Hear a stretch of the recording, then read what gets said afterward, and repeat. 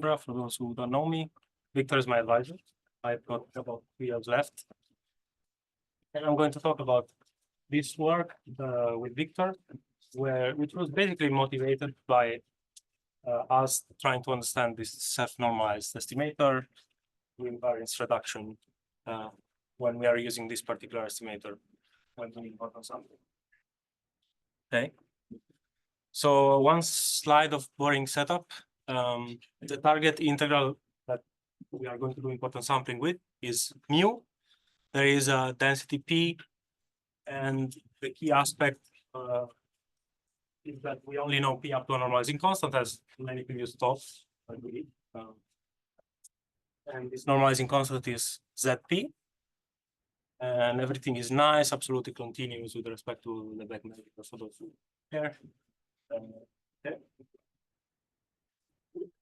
And I want to start with a motivating example, which is not by any means, there are many examples that we could make where we want to estimate expectations with non-normalizing constant, but particularly interesting one. So we want to estimate what's sometimes called posterior predictive. I call it posterior predictive integral because in this case, mu is a scalar. It's not a PDF. It's conditional to some particular point. We have some data from a statistical model, and the data comes from, let's use the pointer, comes from this model. We have a posterior distribution, and we want to estimate this expectation for a particular yn plus 1. This could be more test points, but it's just, let's use one. So as maybe for those of you who don't already know, it will become clearer later. In this case, if we were to use a simple Monte Carlo estimator to estimate this integral, the mean squared error would be something like this, where this denotes the chi-square divergence. If you don't know it, it's just some measure of distance between distributions. And I hope it's clear that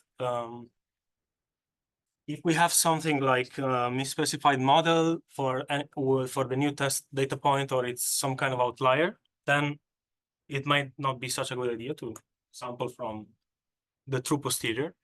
So depending on the audience, like maybe it's not super intuitive that we can sample from the true posterior to estimate this integral, but it's not necessarily good. And what we're going to do is try to do important sampling to estimate this integral. And we will see that we will have to use the self-normalized estimator for it. Okay.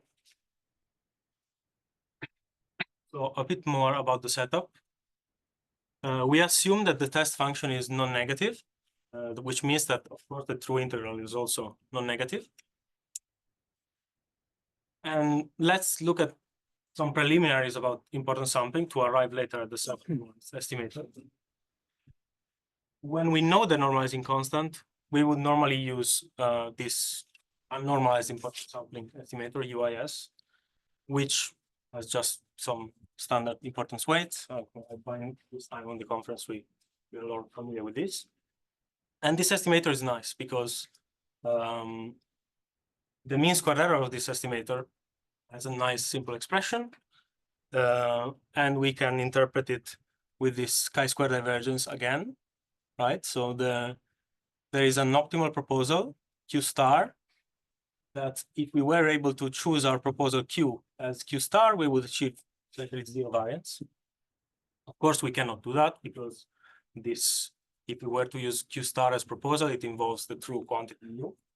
But still, it has been a useful characterization for example, I have my friend and co-author Thomas has done his entire PhD on minimizing divergences, and so it's kind of good to frame a problem arguably as minimization of divergences. There is some literature. When we don't know the normalizing constant, things get more complicated. So what we do standardly is to use the self-normalized estimator, which amounts to normalizing the weights of the UIS estimator. Or equivalently, it's like estimating the normalizing constant and then plugging that estimator in the UIS. Okay. Hope that's clear. Just stop for a moment to let it sink in. Okay. We can write the self-normalized estimator as maybe more simply as a ratio of two UIS estimators that have the same samples. So if you don't believe me that this is equivalent, believe me. It's not that hard. You can check it later. And that means that we can view the problem, the original problem, as estimating a ratio of two integrals, right? So one integral is the normalizing constant, and there is another integral, which I call it J, which involves the test function, okay? So the main point is that this perspective, which has appeared in some books, even previous works, is that it's helpful to see the limitations of the estimator, because we can see that first we are using a proposal Q for two different integrals, right? So the integrals are quite different. Maybe it's intuitive that it might not be the best solution. And we are sharing the same samples in two integrals, which generates a ratio of two correlated estimators, which as we will see, is makes it difficult to analyze the error, the mean square error. Okay. So yeah, natural question, as we were doing with the UIS, is what is the mean squared error of this estimator? What is the optimal proposal? So before there was a very clear optimal proposal, and now it's a bit more tricky because of this ratio of two correlated estimators. It's not that easy. Okay, so since there is not a closed form for the mean square error, normally we resort to the asymptotic variance, which is defined like that. If you haven't, you can also think of it as just a Taylor approximation of the true variance evaluated at the mean of the true integral, I believe. But yeah, the asymptotic variance is normally used as the performance metric for this estimator. And we can show that, it has been shown that you can write down an expression for the proposal that minimizes this asymptotic variance. And it looks like that. For me, it was quite mysterious at first when I saw it, and partially why it got me interested in working on this. It involves the test function f, as maybe you might expect, because we have this ratio of two integrals, and one of them has the test function. So maybe you can see that, you can hand-wavily see that it's a mixture of, kind of a mixture of P and P times F. P times F was the optimal UIS proposal for the, when we knew the normalizing constant. So yeah, there is a lot of, there is some literature on including test function information about the test function in the proposal. So it's not completely weird to have a proposal that depends on the test function, hopefully. What makes it weird is that it's not the solution of a clear optimization problem like before, with involving a divergence. It's possible to show that this is not a zero variance proposal, although it's the one that minimizes the asymptotic variance. It's not. If you plug this Q star as NIS into the variance, you don't get zero. And of course, we cannot use it. And it's even more intractable than the other one, than the UIS one, because it has mu even in the numerator, right? So, for example, you could not do MCMC. At least I don't know how to do it, and actually I would be interested to speak with someone has ideas, or it's trivial, and I would like to know. Because yeah, you have the true quantity in the numerator, so you don't have access even to the normalized density. Okay. So what we derive now is basically another expression for the asymptotic variance that hopefully clarifies some things and tells us more clearly when the estimator works well, when it doesn't work. So a quick definition is, let's define Q1 star and Q2 star to be the optimal UIS proposal for these two integrals, right? We have a ratio of these two integrals. And there's going to be a lot of Q's later around. So just remember that these are not proposals, they are optimal proposals. So they are some fixed things in the wild and not something we change. Okay. And we can write down this expression for the relative asymptotic variance, so scaled by the true quantity, which has these three terms. The first two are just some chi-square divergences again. So you can see the two combination of two UIS estimators kind of appearing there. And then there is a third term that also depends on the proposal, right? The proposal appears here in the expectation and in this denominator. So what this third term is it's related to the covariance between the two estimators. We can show that it's basically up to some constants proportional to the covariance of the two estimators. And of course, intuitively, I hope at least that we have a ratio of two integrals. And if we are trying to estimate them, the three things that matter is how well we are estimating the first integral, how well we are estimating the second integral, and then if we can get some error reduction by exploiting some correlation. Right? Although we could get also error increase, right? Like this term could lead to an increase of variance. Okay. Yeah, as I said, it's just a rewriting of the asymptotic variance, but I think it's a bit nicer than something like this. Okay. So motivated by this decomposition, here are some spoilers, basically. We are going to try to interpret the self-normalized estimator in a more generalized framework. And we will see that in this framework, we sample from a joint distribution in an extended space. You will see why later. And there is some kind of implicit choice of joint that's made by the self-normalized estimator. That is suboptimal in general, in terms of asymptotic variance. And this generalization will allow us to control this dependence between the estimators, or this third term in the asymptotic variance that we saw before. And then I will say more about practically how to choose a joint, how to adapt it, and so on, adaptive algorithms. Okay, so this is the estimator. It looks hopefully quite simple in the sense that it's very similar.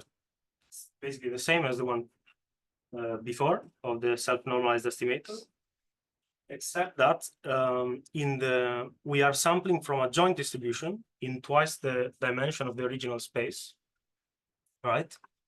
And in the estimator, we don't use the joint. We use two particular multivariate marginals of this joint, right? So Q1 and Q2 here denote the marginals of the joint Q12, and that's what we use in the estimator.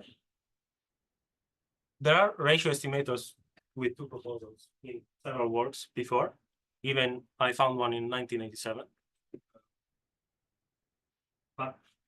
And also it's common in the multi-level Monte Carlo literature to consider some kind of variance reduction in ratio estimators by choosing some appropriate correlation.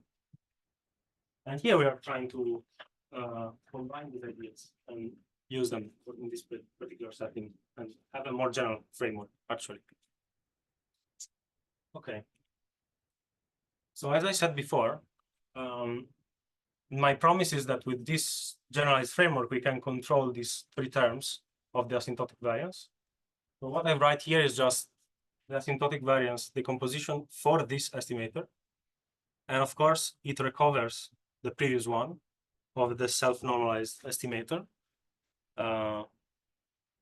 by plugging in basically what would be the implicit joint that is selected by the self-normalized estimator. So we can see, this is informal, but in the upcoming paper that we haven't archived yet, we can see more formally. We can talk later if we want to see things more formally. But basically, the self-normalized estimator selects the marginals to be the same distribution, and the joint is basically a singular distribution where x1 is equal to x2 deterministically. Okay. So this is basically just the same decomposition as earlier, just for this more general estimator. And now you see that this joint, this third term is a function of the joint. It depends on the joint via this expectation, right? So the other terms only depend on the marginals, and this term depends on the joint.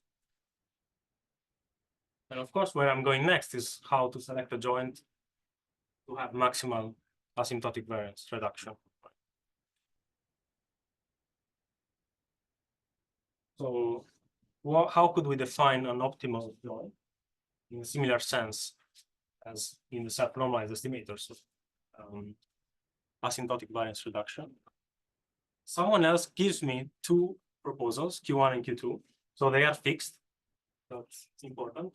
They could be the result of an adaptive importance sampling algorithm, for example. I don't mind. So someone else gives me two proposals. And then what we would like to find is a joint distribution that has those two marginals. So that's the constraint here. That maximizes that third term. So that third term was basically subtracted to the first two. That's why I would like to maximize it. Okay. So here I have the definition for a parametric joint distribution. We could have a similar definition just in terms of the space of distributions instead of a parametric family for the joint, but not super important.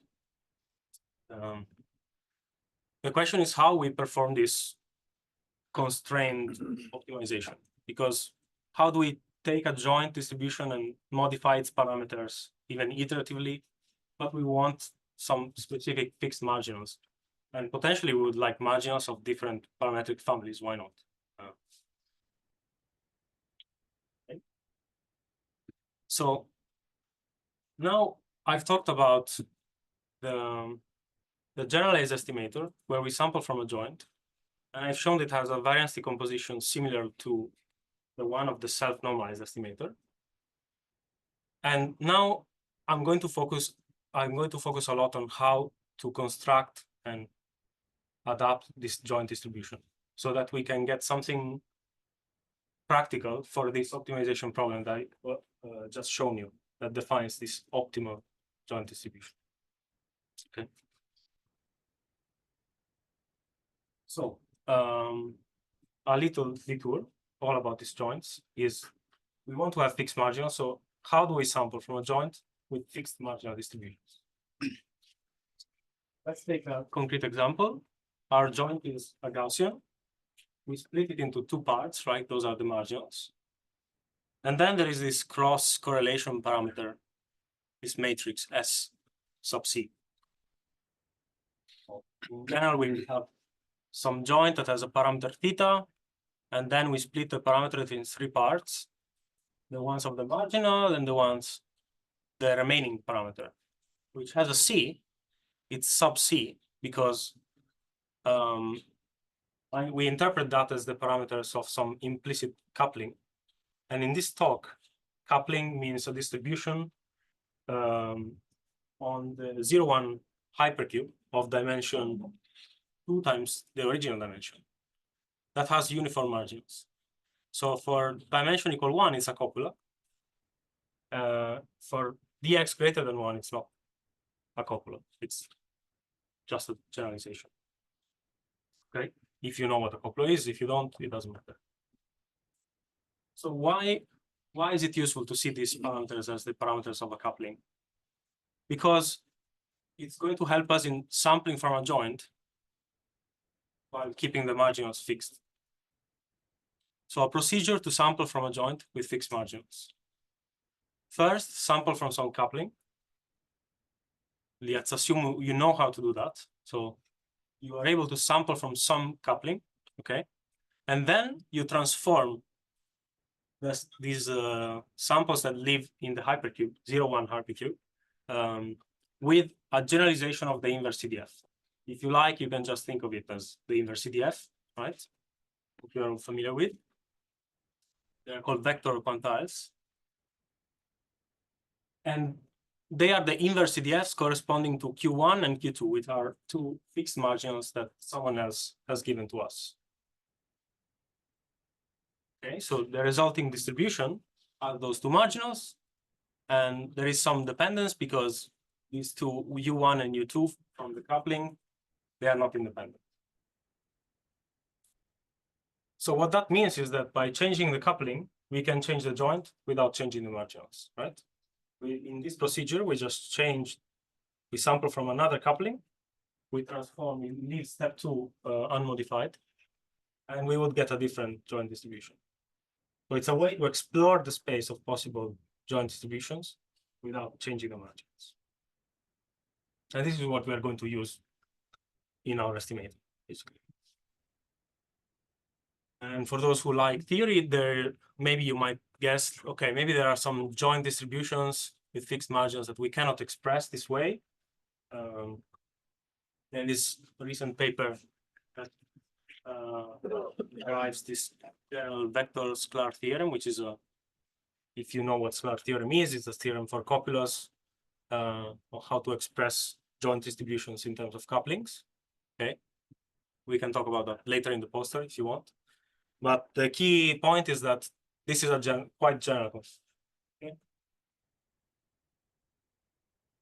So now I have some pictures to show how to sample from these joints with fixed marginals.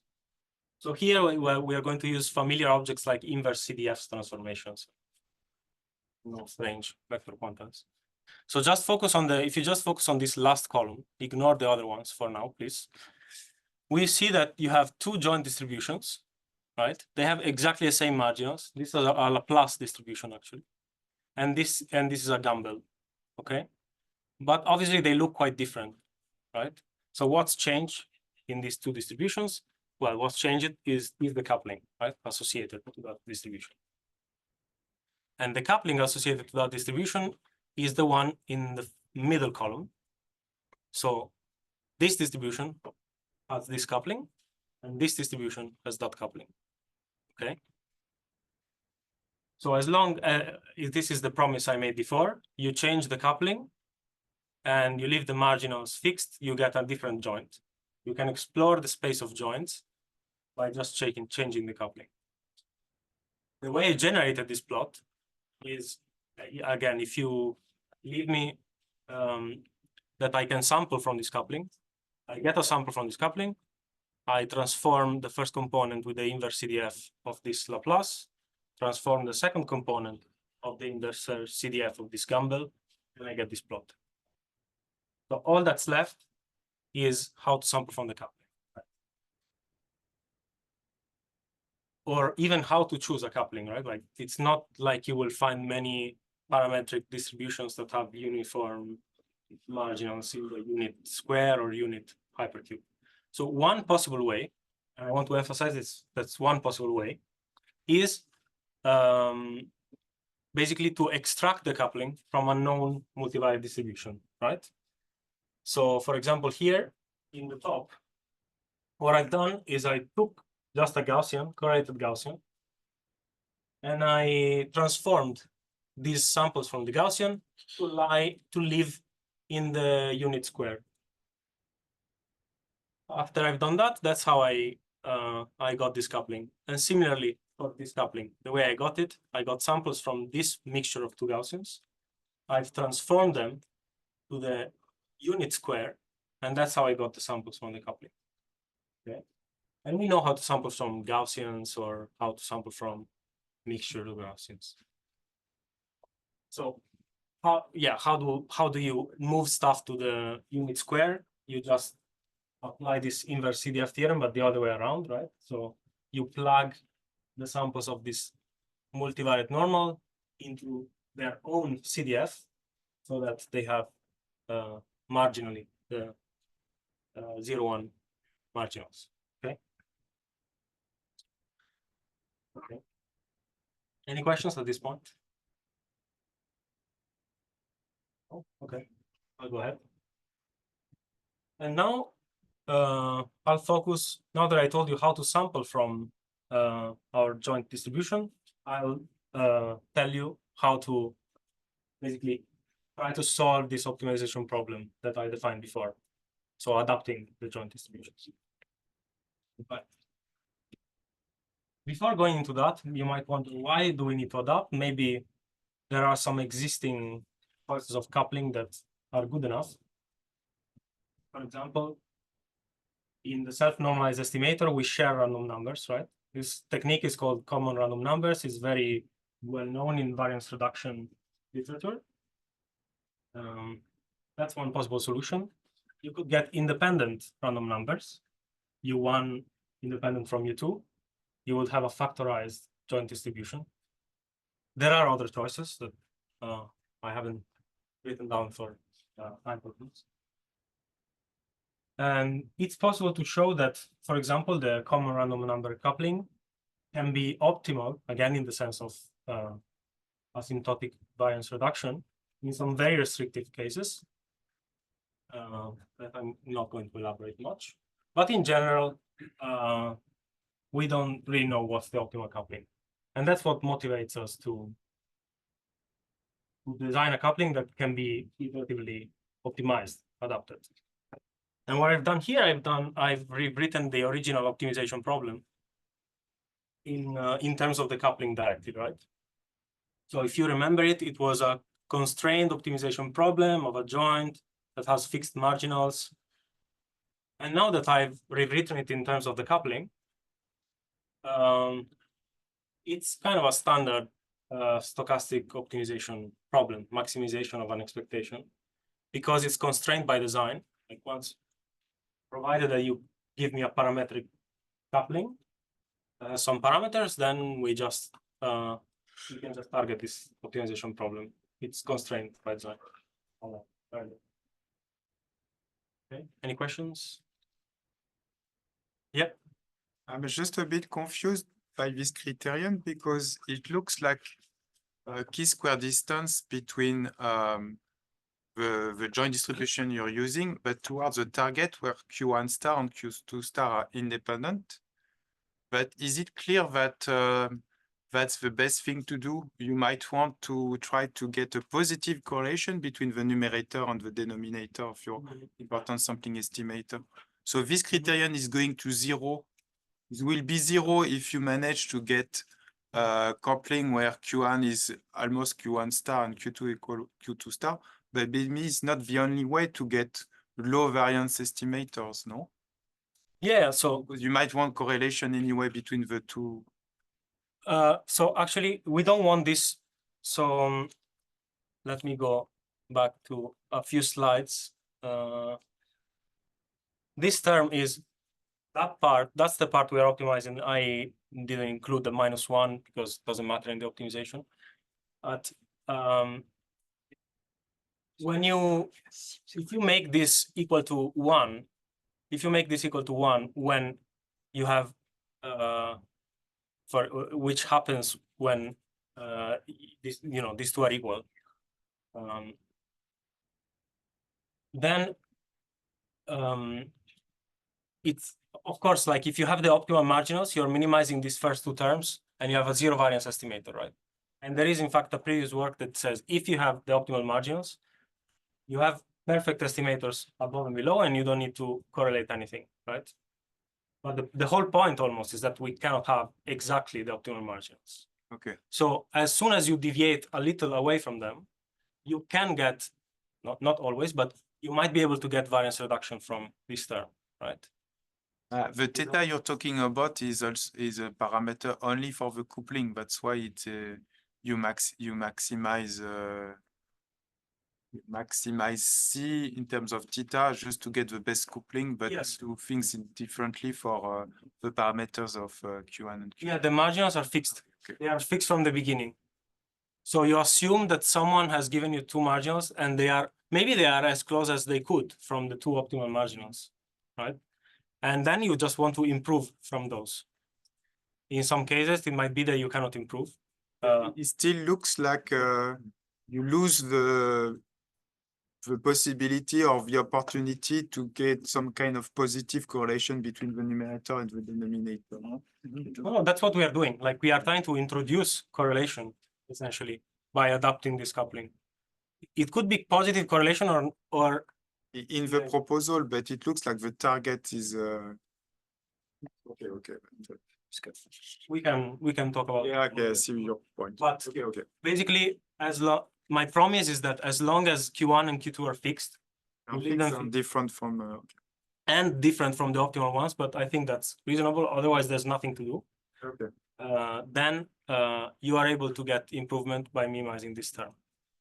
Or if you are not able, you can basically initialize, let's say, the independent solution, try to optimize, it's not going anywhere, you don't do anything. Okay, there was another question. On the slide that you're on. Yeah, let me go back to it, sorry. Yeah. Just want to make sure I haven't misunderstood something, but you've got 4 terms there in the expectation. The third one, should that be T1 and U1? Which term, sorry?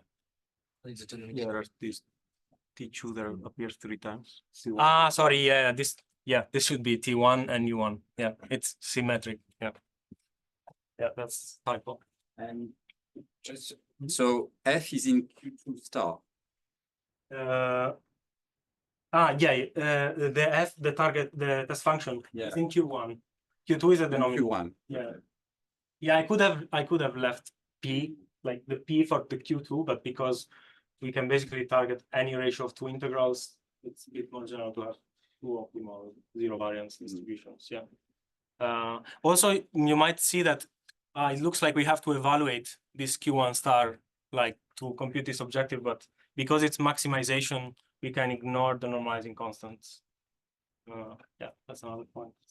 And what happens if F is can take negative values? Yeah, good point. At the start, that's why I said we focus on non-negative. And Can you just use the F equals F plus You minus, can. minus? you can use this positivization trick, but then it's like because that's a difference of 2 integrals, then you have the difference of 2 integrals, and then ratio. So you could have, I don't know, like a couple 3 things, and so we didn't go in there yet. But It's a sum of 2 estimators, so you can deal with them different. you can deal with them separately, but you might have variance reduction by also introducing some dependence in a subtraction of two integrals as well.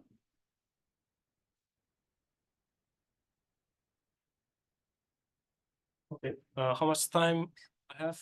Okay, 10 minutes. Right. Yeah, this is a bit a recap slide in the sense that we can imagine a procedure that goes in 2 stages. You adapt the marginals, someone else gives you the marginals, and we allow mixtures as well. So the marginals could be mixtures.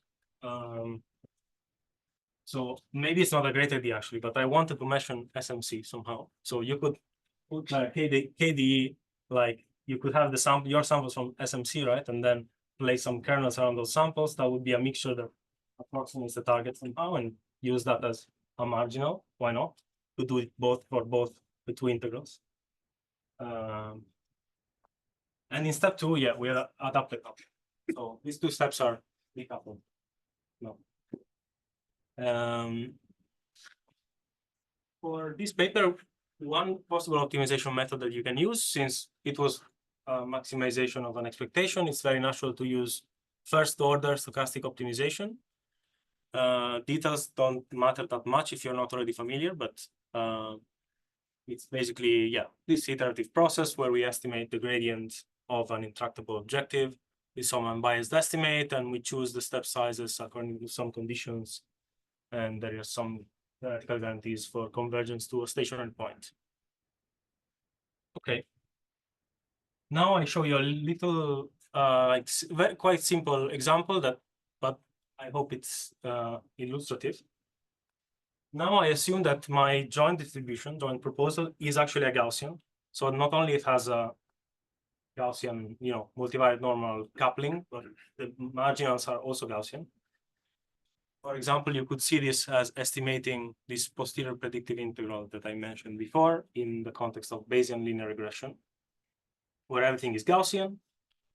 And in this case, everything is closed form. I can get a closed form expression, although tedious, for the relative asymptotic variance.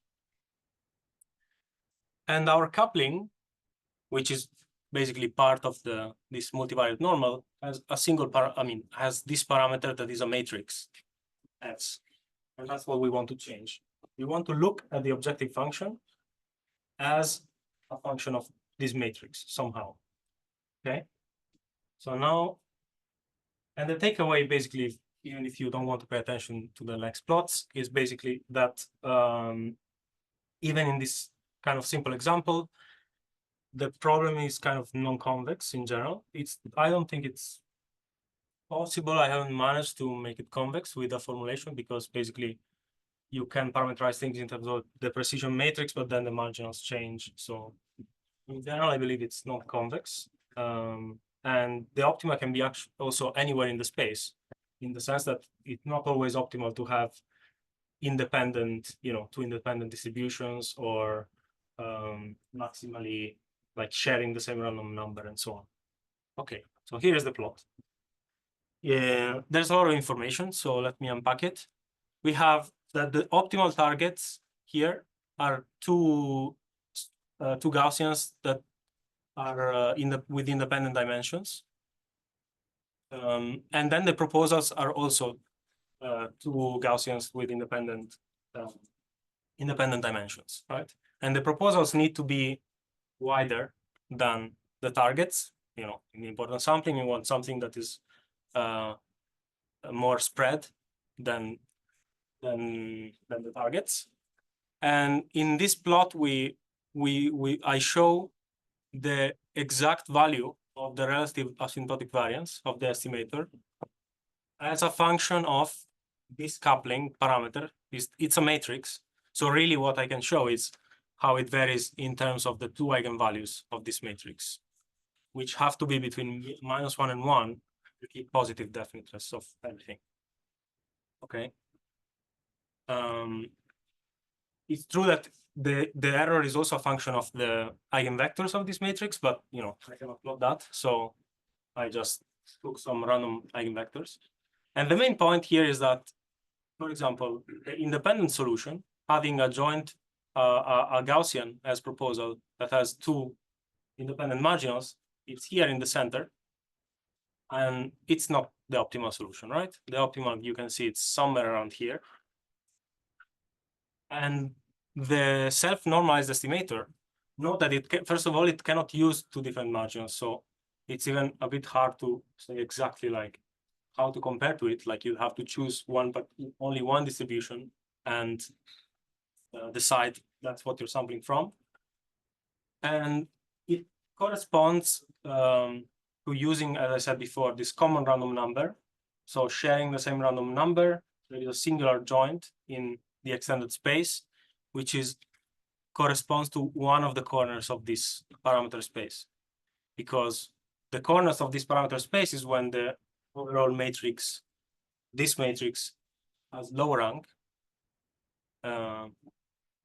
and that's what we can see somehow as trying to compare to these common random numbers that are commonly used in variance reduction. Okay. Second plot, a correlated target instead of factorized. Again, we have the proposals have similar structures as the targets. They are just a bit wider. And we look at the variance as a function of the eigenvalues. And here you see that it's even multimodal, right? So again, the optimal solution is not the independent coupling, and it's somewhere in the middle.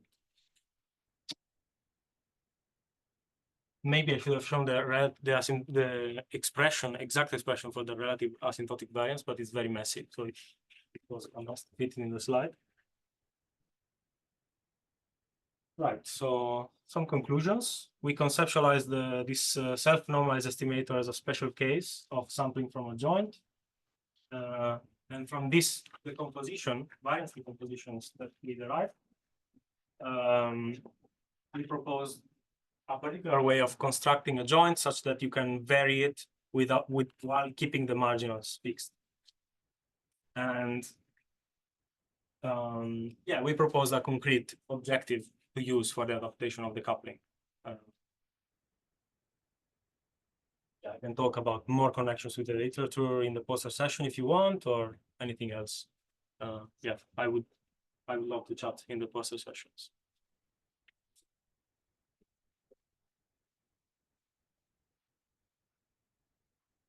I already had some questions during the talk, but are there any other questions?